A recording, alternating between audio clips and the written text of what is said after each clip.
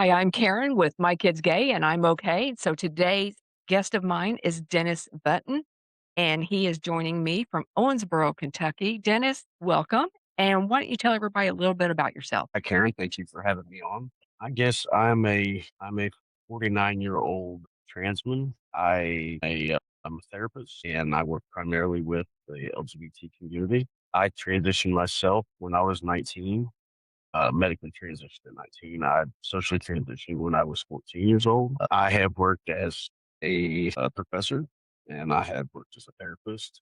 I've done research and developing curriculum to train counselors to work with transgender people and to help counselors supervisors or supervisors and counselors to work with transgender people. I have 4 children. I guess that's kind of That's a lot. So you said that you, like at 14, started living. Did you at that point in time start living as a male? I started part-time living as male, so not at school, but with my family and friends, I was out and socially transitioned. So pretty much just except for whenever I was at school, I was living for the most part as a male.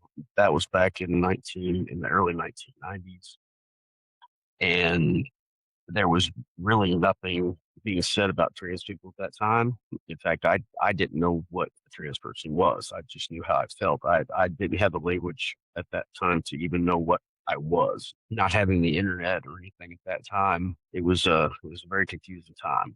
That I just knew how I felt, and that I did know that were procedures to help change gender. That I didn't know what the people were called that did that. Gotcha. And then, like, at at what age were you aware, like, you identified more as male? Is that something like just early in your childhood or at 14 it happened? I do not ever remember a time that I did not know that I was this way. The first recollection that I can actually remember pinpointing that I had a conscious thought that something was different about me, I was about probably 4 years old. And I can remember I was sitting in the bathtub and I had gotten in the bathtub with my shorts on because I didn't feel like things were right. And I have a very vivid memory of that. And I was about around the age of Okay, good. And then at 19, when you started that process, what did that entail? so back then the process of transitioning was much more strictly governed. It was under the Standards of Care 4. And so I lived in a small town in Southern Illinois, and the closest place I could find to go to a therapist was in St. Louis, Missouri. So I had to travel an hour and a half once a week and pay a therapist, a clinical psychologist. It wasn't even just a counselor because it had to be a clinical psychologist in cash because insurance would not cover anything at that time for over a year just to start hormones at that time. And then it took another year to get approved for surgery. And I also had to have a second evaluation done just for top surgery at that time. It was a much more strict process. I had to be out to everyone. I had to have lived in that role for an entire year, which they called the real life test. It was much more strict, and there was a lot more requirements that people had to go through. And now the standards that we operate under is in the version of 8. So it's been tested and gone through much more and revised and revised and revised. It's a much more easy process. It's an easy process, but it's not like, you just say, "Hey, this is what I'm gonna do," and then within a week, you start it and you're done. It's still a process, and I want people to understand that. It's a much more easy process. It's not an easy process. It's just a much more easy process compared to what we used to have to go through. It's still a very difficult process. It's not something that's simple or taken lightly by any stretch of the word. Yeah, because there's so much you've seen the post, I've seen the post, "Hey, this little girl went to school and she came home a boy and the parents didn't know what was going on." And that's not the case, and that's the whole reason why we're having this discussion today among many other discussions, is that it's just not a process that is a one and done. It's ongoing. There are things in place, and like you said, it's been proven. Correct. Yeah, Yeah. it's still very difficult. You still have to have letters of approval. You still have to go through a process where you're evaluated, and if you have any kind of mental health condition that has to be stable, you have to get a letter from a licensed professional. There's still a lot of hoops that have to be gone through. This is not something that you can go to school one day and come back and your gender's changed, or that you can just go to any doctor and get a note from and just walk into a surgeon's office. It's any surgeon's office, and they're going to do it. It's still a very specialized type of a field. Not even you can't even go into any doctor's office and get hormones. It's very specific doctors who work with this, and it's not a lot of doctors. Okay.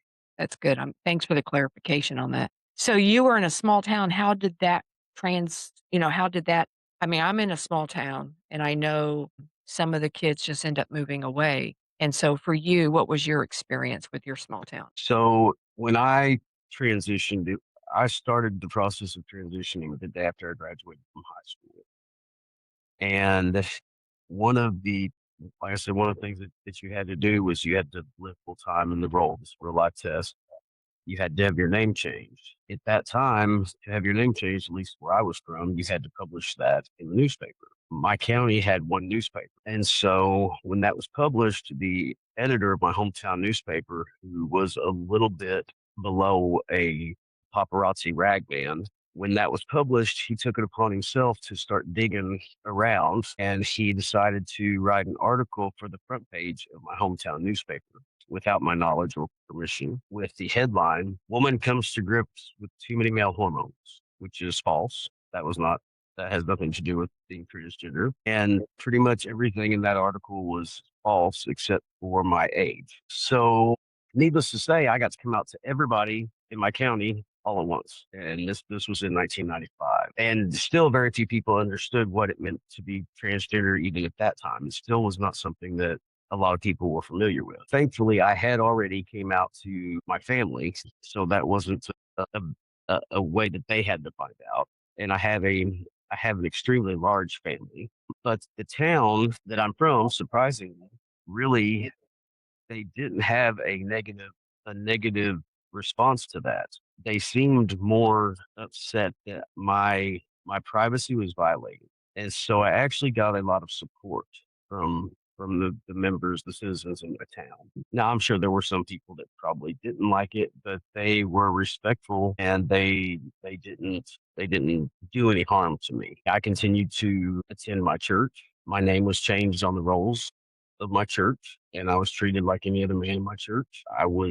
I just lived my life, and I continued to live there the whole time I was attending college. Whenever I met my partner, and she had 3 children, we lived in my town, and my children went to school there. They did not receive any harassment or any kind of backlash because of me. I was very fortunate that most of the people in my town were pretty respectful.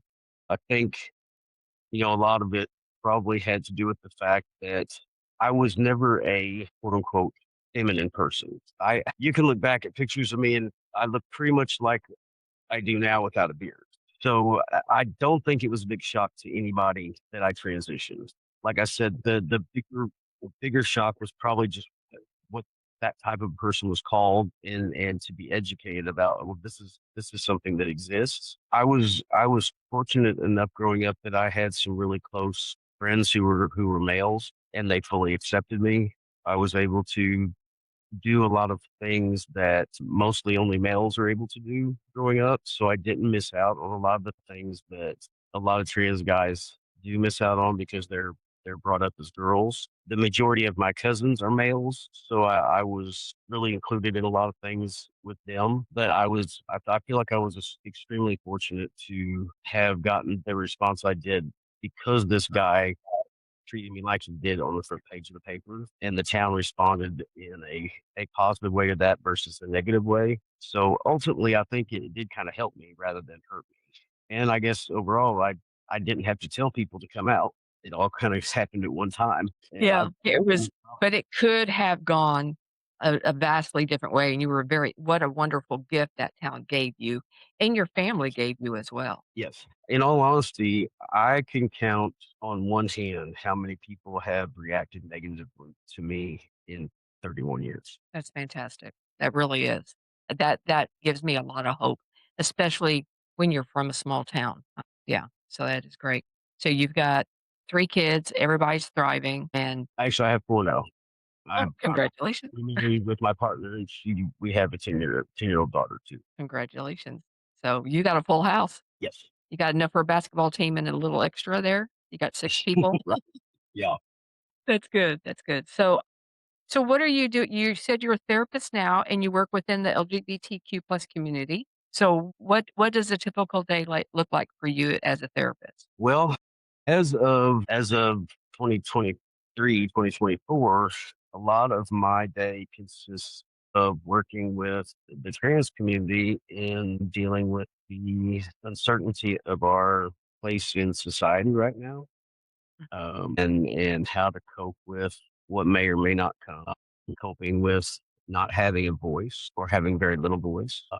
It's very difficult for trans people right now in that there is so much being put out that is misinformation about us that people are very willing to believe.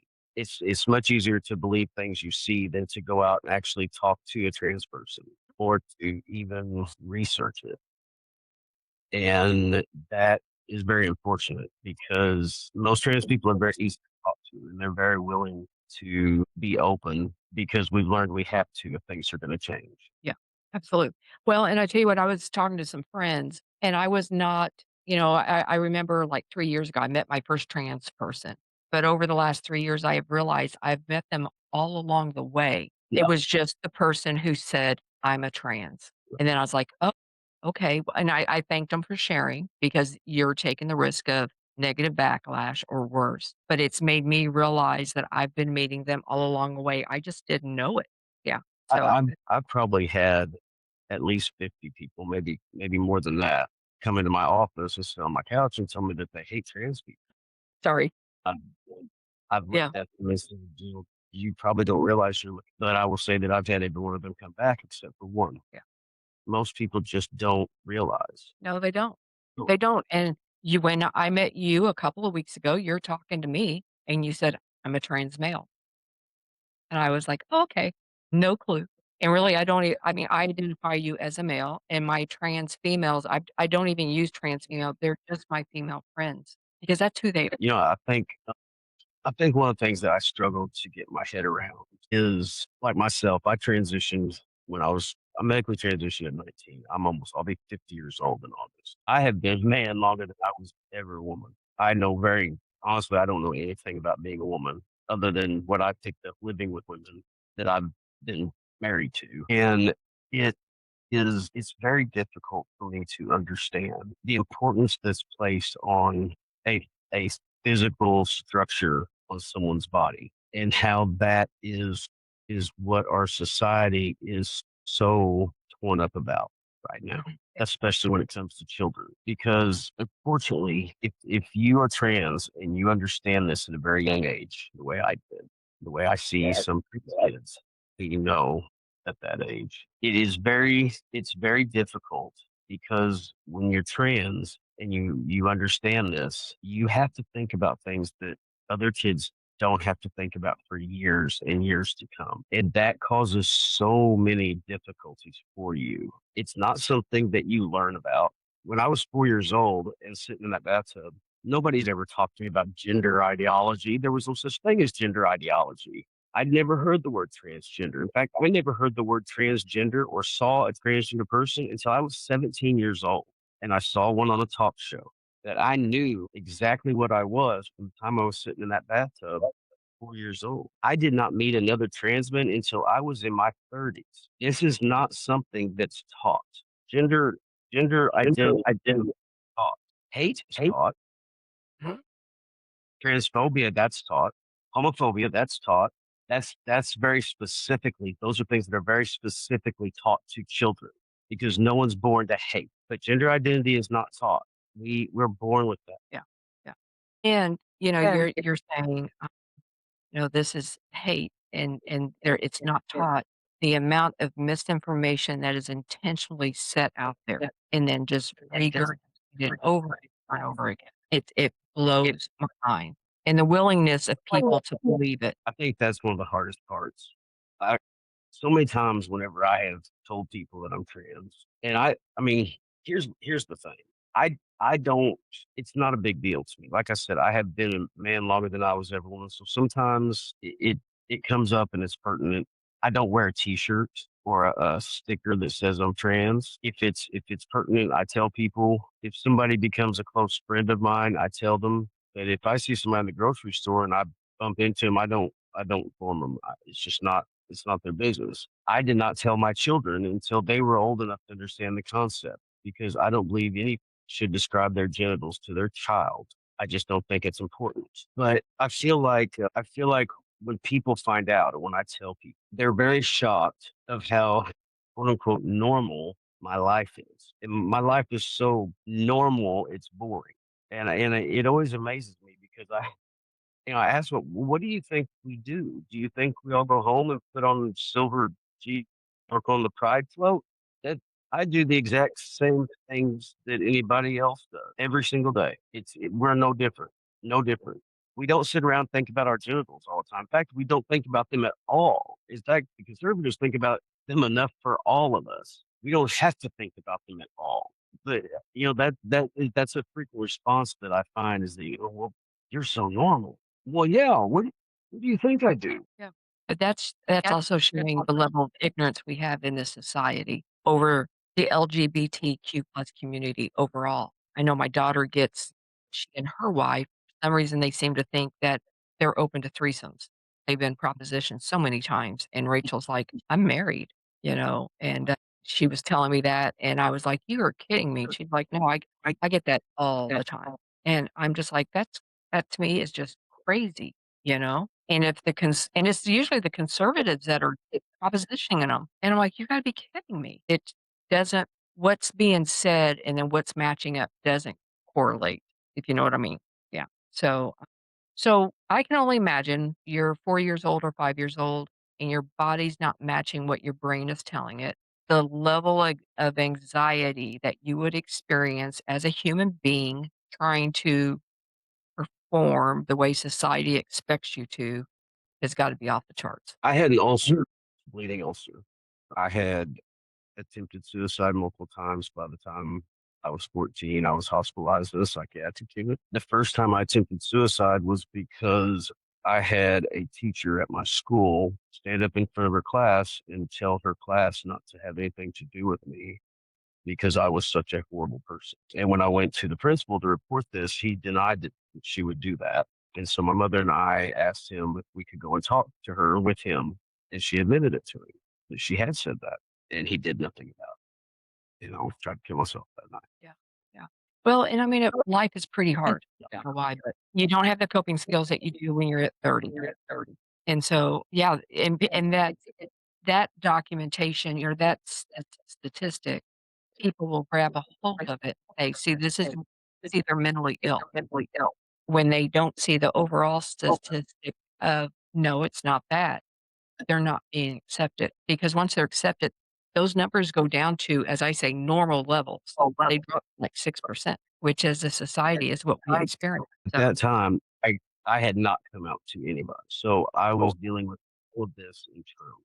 And so when that happened, in addition to me understanding that I was going to burn in hell for eternity, which is what my church had told me, my thoughts that I was the only person like this, that I would never find anyone who would accept me, that there's nobody else on earth like me that's dealing with what I'm dealing with. And then a person who's a teacher who are supposed to protect children and help children to stand up and tell her entire class. One of the people in there was my best friend, who was the one who told me, just confirmed that she was also a member of my church, just confirmed everything that had been going in my head for the last couple of years. That was what pushed me over the edge. And and then I was understandably hospitalized. so. Yeah, yeah, understandably so. So I'm glad you're still here, and I'm glad you've Thank had you. this sorry for everything you've gone through, but I am glad you've gotten the support and the love that you deserve. If somebody what would you tell a parent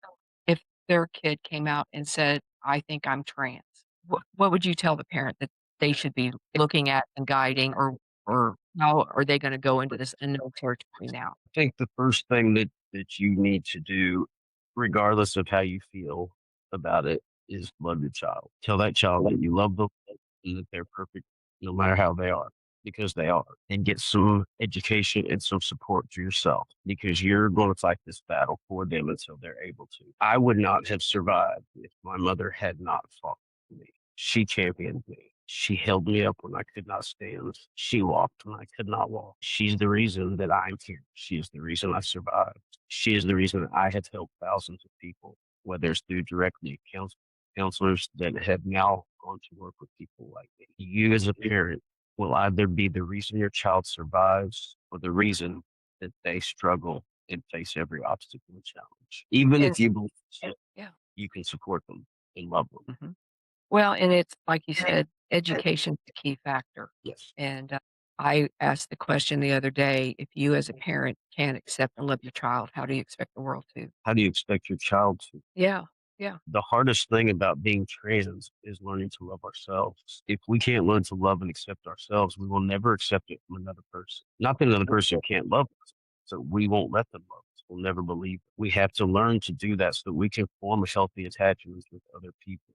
We're not meant to be by ourselves. No human being is meant to be. But we have to be able to form a bond and a healthy bond and attachment with another person. And if our primary caregivers are unable to love us and accept us, we're not able to recreate that bond with other people. And that sets us up for the rest of our lives. And it's a lot of work to be able to correct that if that's not something we're able to do as children. That's great.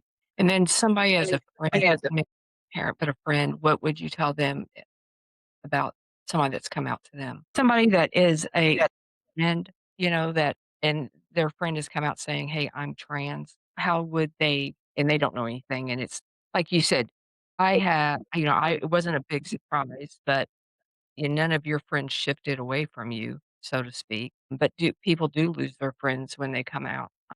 What would you tell that friend? I try very hard to try to help both sides. So when I talk to people who are trying to accept trans people, one of the things that I try to really stress is it's not always the easiest thing to accept right off, and that's okay. There's a lot of things that we don't accept. All people have trouble accepting things. That doesn't mean that we can't respect. That doesn't mean that we can't love somebody. You don't have to accept every part of somebody to still love them. If you loved them before this, if you liked everything about them before this is one part. But what we can do is we can respect them and we can try to understand. And that can often bring, except that on the other side of that coin, I also see a lot of trans people who, when they come out, they have this expectation of immediate acceptance and immediate embrace.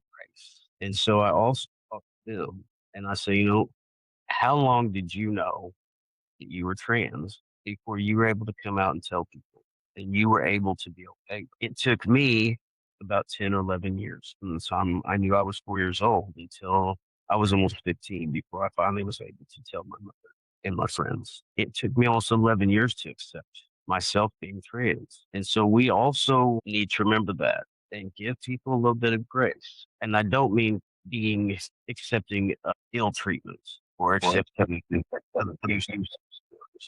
But if they can still be respectful and show kindness, just because they may not be able to fully accept, I don't believe that we should just cut somebody off because I do believe people grow.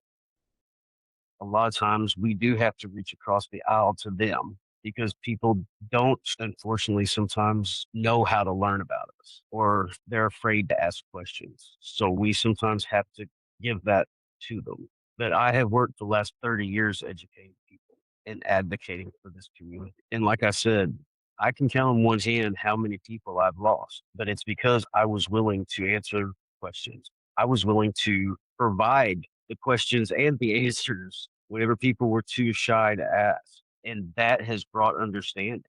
They now do drag shows at the VFW in my hometown. Yeah. Bro, people change. It does happen. And that's a town of 5,000 people. This is not a bustling metropolis. Well, and I usually don't like to get political, but unfortunately the trans community is really under siege on state legislation, federal legislation, and that, they're saying, "We're gonna protect the women." I've been around trans women all my life, like I said before, I had no clue, and I've never been threatened by one. They may have helped me with the shade of lipstick or something. I've never been threatened by a trans male, and so what can somebody do on a state or federal level, I mean, to get this stopped? Because to me, it's legislation that doesn't benefit the majority in any way. It doesn't benefit society in any way other than perpetuate misinformation, and to me, it's a modern day witch hunt. I think just like any other witch hunt, any other population that's targeted with lies, it's the truth. We talk about these sports fans. People need to know that the state of Kentucky getting all up in arms about this sports ban was over one little girl. All that debate, all that money spent talking about all this sports ban, that was over one elementary school child. There are less than 20 trans athletes in the country. There is no females in danger from trans women. People are not afraid of trans women hurting women. People are afraid of gendered men hurting women, and there's a difference. Yeah. Well, and People do statistics not. back up cisgender men attack. Yes. No one goes to a medical transition and has surgery so they can go into a woman's bathroom and assault them. No cis man is going to do that. It doesn't occur. The process of which you have to go through to transition, it would not happen.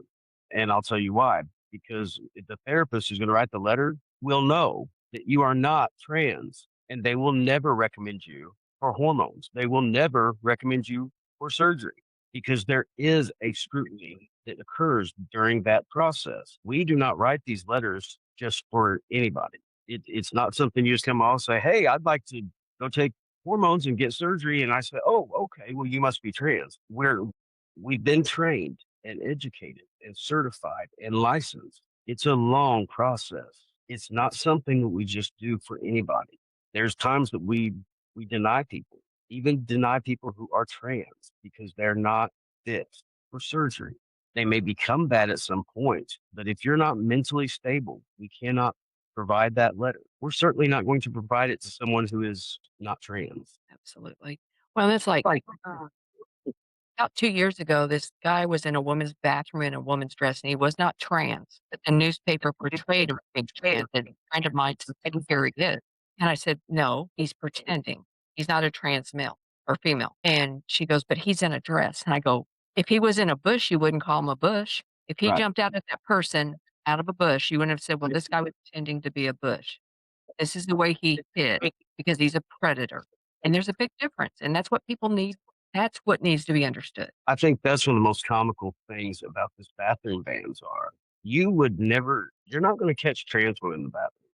If nothing else, the way they're evaluating, they will probably get core cisgendered women who are masculine or who have COS so that they in some way look masculine in ways that they're not able to control. Trans women study gender. Trans people study gender because we are not taught that, especially trans women.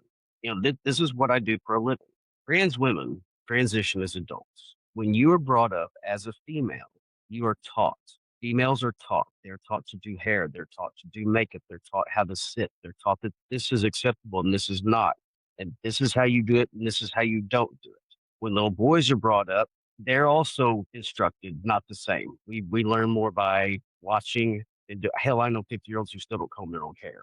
But you're not going to trans women because trans women do gender. That's not who they're catching. It's just not. And you'll not catch trans men because we pass. I have never, ever, ever, ever been looked at twice going into a bathroom. Even before I started hormones, I was never looked at twice. In fact, when I visited my endocrinologist the first time to be prescribed hormones, he thought I was there for urology. He did not even think I was trans. And which also brings up an interesting point is that it's always targeted toward trans women. Would you want to see this person going in behind your daughter in the bathroom? Well, how would you like to see me going in behind your daughter? Mhm. I wouldn't like to see somebody looking like me going behind my daughter in the bathroom. But here's the thing. If you go into the stall and you use the bathroom and you leave like you're supposed to, no one knows and no one cares. You're going to the bathroom to go to the bathroom. I don't know what cisgender people do in the bathrooms that's so different, but trans people, they're trying to go to the bathroom. We don't go to spaces to harass people. Most trans people that I have known, and I have known thousands, have had so much anxiety, so much fear from the straight cis community. They do not go into those types of spaces and hang out. They go in there because they are forced to because they have to use a bath. It's not a place they're wanting to hang out and make friends. I don't know what they're not in there for any purpose other than to use the toilet and leave. So these bathroom bans are comical because they're not going to do anything to trans people. And my feeling on it is that they know that. And what they're doing is they're not trying to catch trans people. What they're doing is they're trying to eliminate trans people from using a bathroom. They're trying to force them anxiety and their fear up high enough that they will not be using a bathroom at all. That's my suspicion. Yeah. Modern day segregation. So what are you currently working on? Well, currently, I am the president of the LGBTQ organization here in Owensboro, and we are determined to build and keep our community thriving and alive, and hopefully getting more opportunities to gather and celebrate and to support candidates politically that will fight for rights and just trying to survive and maintain a sense of pride because we are proud to be who we are. We are proud that we have come as far as we have, even though this recent administration has done its best to tear every. There have been some great people that have come out of the LGBT community, and we have been here since the beginning of time, just like everyone else. They've done a lot of really good work erasing us, but there have been some really great contributions made to mankind from people from the LGBT community. I think really one of the things is just that I really hope that, other people, whether you're LGBT or you are supportive of you're an ally, to realize that you do matter. Your voice matters, your vote matters. It's easy to believe some of the things that people say. It's easy to feel like what you're doing doesn't, but it does. And we have to get out and support each other. We have to get out and support the people who are supporting us, whether that is businesses or politicians. It's going to take everybody to rebuild.